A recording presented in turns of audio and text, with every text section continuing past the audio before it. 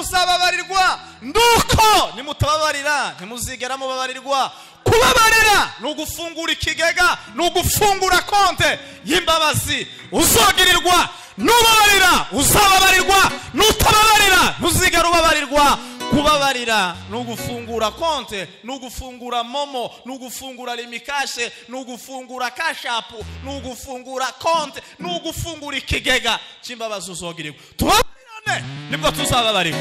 Yosefu yarijijwe nuko bari bazi ngo azobagirira nabi, kandi igihe umuntu yakiriye Yesu inabi zifa ku rwego usaba inabi yakubagamo ngo igweze service ikwangira umuntu wese unyuze imbere yawe ufite icangiro, hanyuma bikanga kubera ko icapfuye nta service gitanga.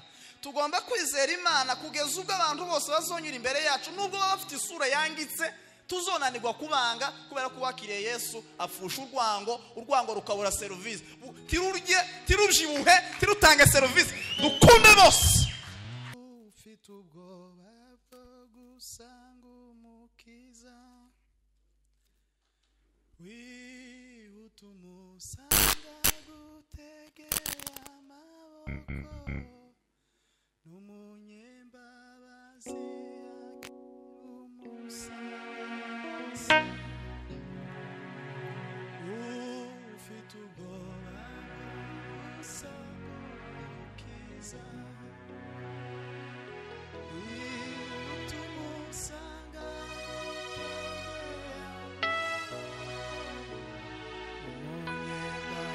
Yes.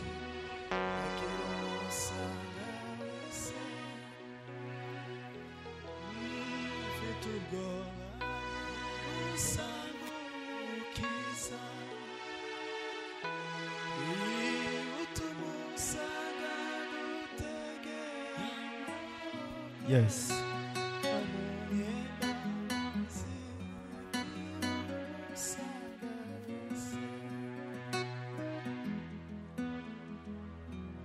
Kadusome ijambo ry'Imana dusanga mu Itangiriro ibice 50 umurongo wa 15. Itangiriro ibice 50 umurongo wa 15. Itangiriro ibice 50 umurongo wa 15.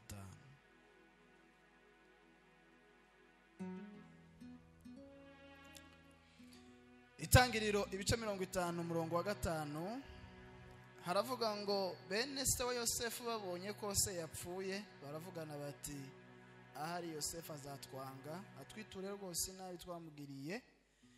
Batuma kuri Yosefu bati so atarapfa yaradutegetse ati muzabwire Yosefu ibi arakwinginze babarira bene so igicumuro cabo n'icyaha cabo kuko bakugiriye nabi.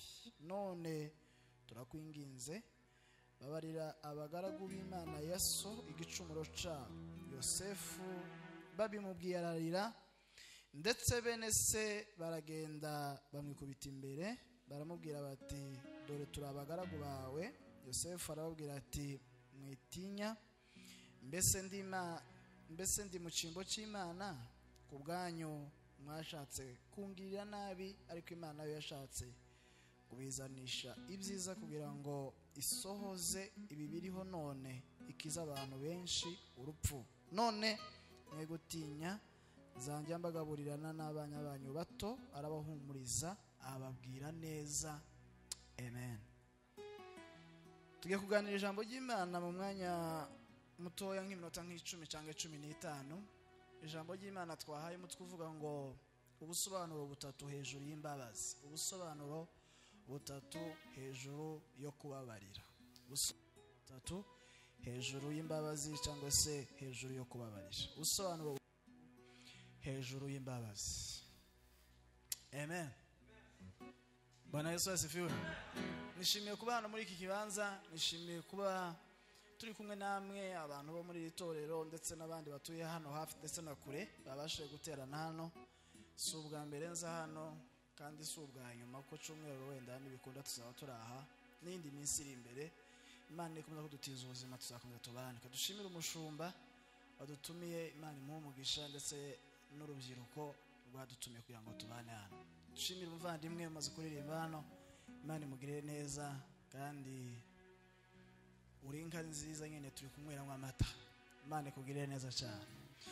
Kuganira ijambo ry'Imana ko twari tubivuze ngo ubusobanuro butatu hejuru y'imbabazi. Ubusobanuro bwa mbere nuko kubabarira ari ugutanga ubuzima aho abanzi bari bategerereje urupfu. Ubusobanuro bwa mbere hejuru yo kubabarira ni ugutanga ubuzima aho abanzi bari bategerereje urupfu. Kubabarira ni ugutanga ubuzima aho umwanzi wawe yarategereje kuzamwicira.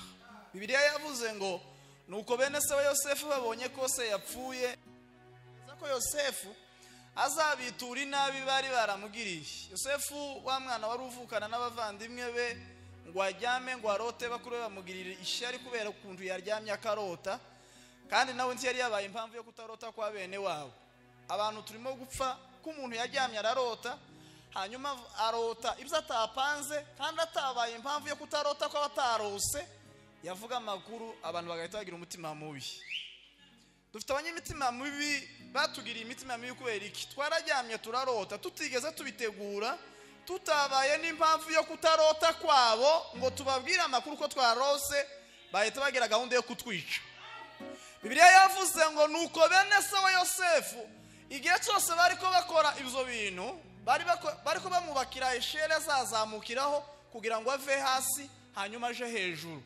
Bo bari bazi ngo benda baje kumugurisha, baje kumugirira nabi, bari bazi ngo bamaze guhagarara hagati y'isezerano ryiwe n'Imana kugira ngo ntirigasohore, naho bamufashije kumusunika no kugira ngo amasezerano yiwe amera amababa yihute agane ku buzima bwiwe. Kenshi hari igihe inabi y'abantu iza ku buzima bwacu atari impamvu yo kutwica, ahubwo ari Imana yayikoresheje kugira ngo yakitive amasezerano yacu yihute, connection yihute. Amen. Hari abantu Imana hari imigengo yawe itazigera ifunguka bamwe batarakugirira nabi. Birasaba ko banza kugirira nabi kugira ngo hari n'igihe umuntu nyirinzu akugora cyane nawe no kugira ngo agukure mu kazu gatoya uje mu nini. Arigiye kugora ngo wanyishuye ukavuga ngo akwe umuntu koza kumakungirana kashaka yindi. Naho gwari kugira ngo Imana igukure muri yo quartier mbi ikujane mu yindi nziza. Mvuge ngo amen. Hallelujah. Bene se wa Yosefu babonye ko se yapfuye batekereza ko Yosefu azobitura inabi. Kubera iyo mpamvu Yosefu yari yamaze kwicara mu kibanza badashobora gushikira, hanyuma Yosefu amaze kubibwira bibuka ko bamugiriye inabi ku rwego badashobora kumushikira. Yosefu arabahamagara arababwira ngo ndabizi ko mufite ubwoba kubera ko inabi mwangiriye ko muragira ngo nzoyibishura, ariko igihe nakiraga Imana inabi yarapfuye ngiye kubagirira neza nubwo mwangiriye nabi. Kubabarira ni ugutanga ubuzima aho abanzi bari bategereje urupfu. Bariya bari bazi ko agiye kubica, kuko yari afite position, yari yicaye mu kibanza ashobora kubagirira nabi kandi ntagira umuntu umukurikirana kuko yari yicaye ku ntebe y'icubahiro. Ariko aravuga ngo Imana nakiriye tishobora kunyemerera kubagirira nabi. Bavandimwe muri Kristo Yesu, dufite abantu benshi twagiye dukorogana mu kazi, n'abandi bakoroganya abagabo n'abagore, n'abandi bakoroganye ku mpamvu z'amafaranga n'ibindi, ariko kubera ko twatunze Yesu twebwe ntituzobagirira nabi, tuzobagirira neza nubwo batugiriye nabi, kuko inabi yabo yatwegereje amasezerano yacu. Ufite ubwoba bwo gusangiza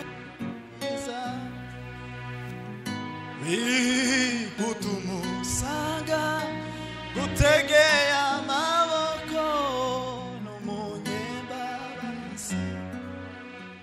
Kubabarira ni ugutanga ubuzima aho abanzi. Bibiliya yavuze ngo bene se ngo baraza ngo bamwikubita imbere ngo baramupfukamira ngo baramubwira ngo data atarapfa ngo yaratubiye ngo tuzogusaba imbabazi, none turakwinginze utubabarire igicumuro ca bene so. Ngo Yosefu abumvishe ayitari. Impamvu Yosefu yarize, Yosefu yarijijwe nuko bari bazi ngo azobagirira nabi, kandi igihe umuntu yakiriye Yesu inabi zipfa ku rwego usaba inabi yakubagamo ngo igweze service ikwangira umuntu wese unyuze imbere yawe ufite icangiro, hanyuma bikanga kubera ko icapfuye nta service gitanga.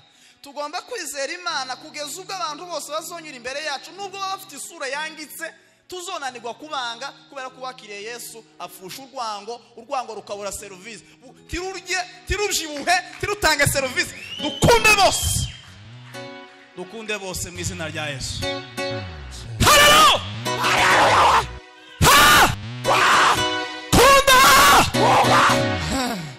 kunda cyo gukunda habe n'abakwiciye ubukwe ugomba kubakunda habe n'abagongeza imodoka yawe ugomba kubakunda habe n'abatumye kazi kawe katagenda neza kugira ngo yindi miryango ikinguke mu izina rya Yesu. Icya kabiri, ubusobanuro bwa kabiri. Bwa mbere twari tuvuze ko ari ugutanga ubuzima habanzi bari bategereje urupfu. Ubusobanuro bwa kabiri hejuru y'imbabazi muri Matayo ibice 6:14 haravuga ngo nuko namwe nimubabarira bene so ngo Imana izabababarira, ngo ariko nimutababarira ngo na so mu ijuru ntazobababarira. Nukuvuga ngo kubabarira ni iki? Kubabarira nugufungura ikigega cy'imbabazi uzogirirwa, nugufungura konte y'imbabazi uzogirirwa. Ikisanzwe cyarantangaje cyane ngisomye kizagishaka kutwereka nkaho Imana itatugirira imbabazi, kandi Imana itugirira imbabazi nyinshi, ahubwo Imana izitegereza ko uheza mugenzi wawe imbabazi kugira ngo Imana nawe iziguhe. Nukuvuga ngo umuntu ababariye umuntu Imana imubabarira nta yindi condition. Iyo umuntu atababariye umuntu Imana nawe ntimubabarira, iragusaba ngo ubanze ubabarire kugira ngo nawe ubabarire. Harumwe byavuze ubabarirane nibwo muzababarirwa, ubabarirane nibwo muzababarirwa. Data mu ijuru turemera imitima mishasha kandi babarira, nuko nimubabarira muzababarirwa, nduko nimutababarira ntimuzigera mubabarirwa. Kubabarira nugufungura ikigega, nugufungura konte y'imbabazi uzogirirwa. Nubabarira uzababarirwa, nutababarira ntuzigera ubabarirwa. Kubabarira nugufungura konte, nugufungura momo, nugufungura limikashe, nugufungura kashapu, nugufungura konte, nugufungura ikigega cy'imbabazi uzogirirwa. Tubabarirane nibwo tuzababarirwa. Haleluya! Sasa muri no kanisa wa wifi y'Imana muno haba network kabisa. Bwana sifiwe. Samaha!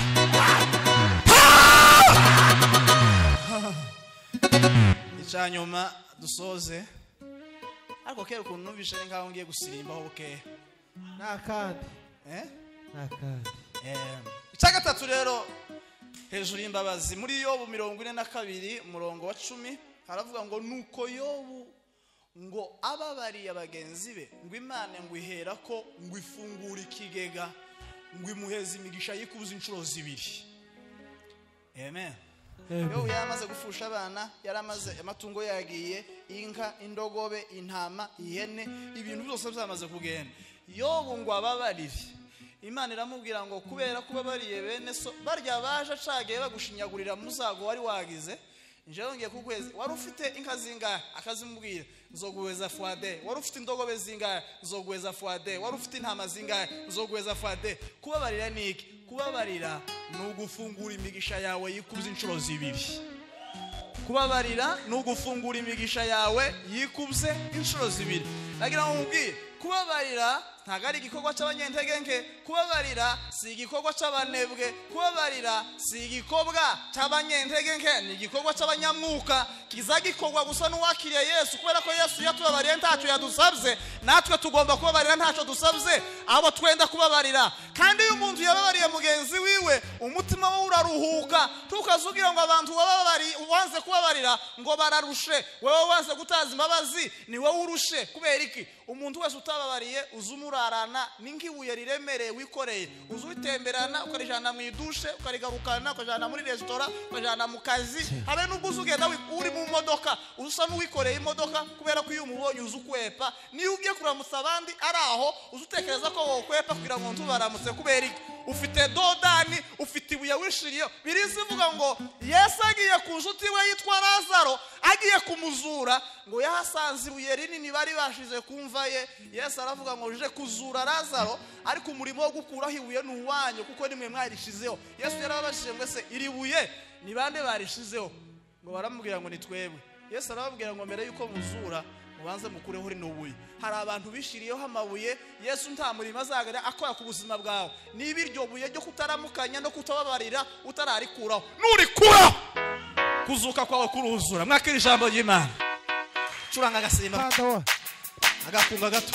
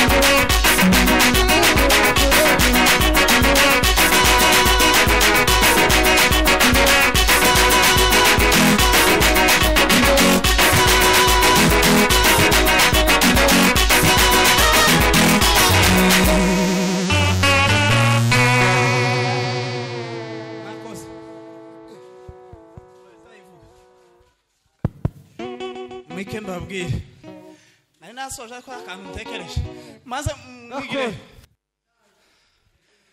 akantu tugiye gusengera Bwana sifiwe mwe musirimbira nimutambuka ndakupa nimutambuka muziniraho oya ngwino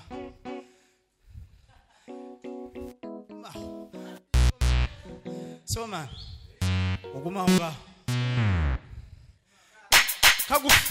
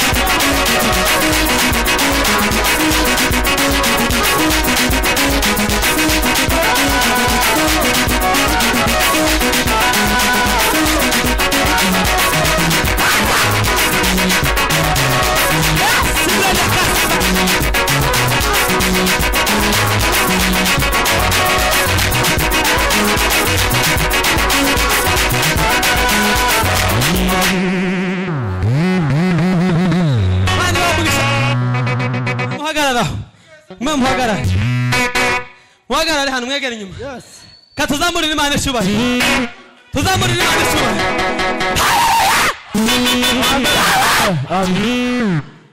tubekinge haleluya tuzamurira Imana icyubahiro ufata za mikrofone dutere haleluya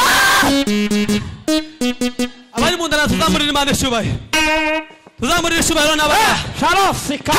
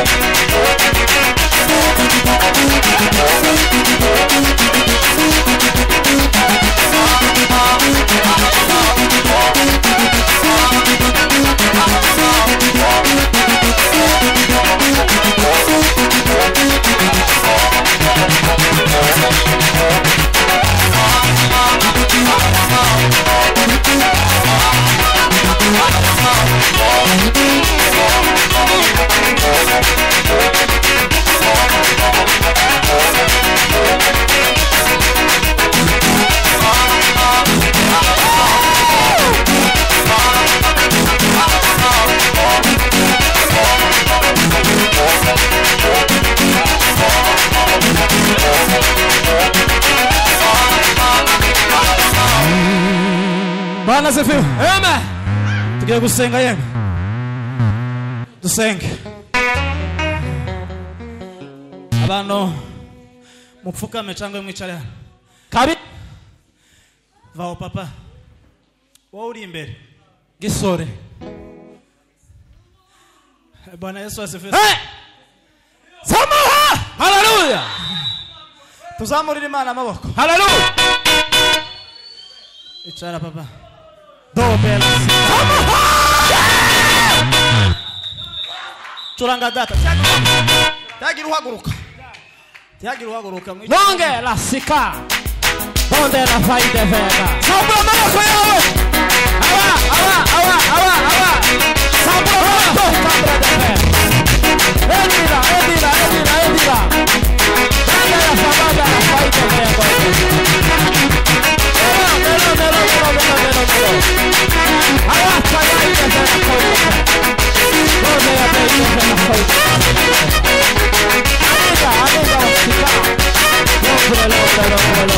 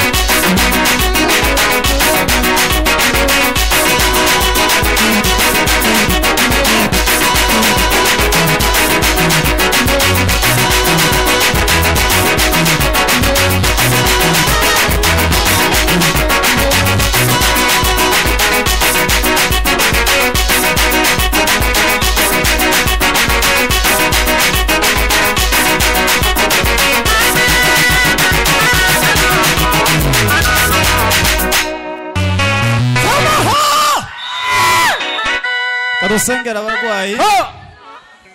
Tugiye gusengera abantu bagwaye. Dusengera umutekano muri ibi bihugu. Niturangiza dusengera ubuzutse mu itorero. Bwana asifiwe.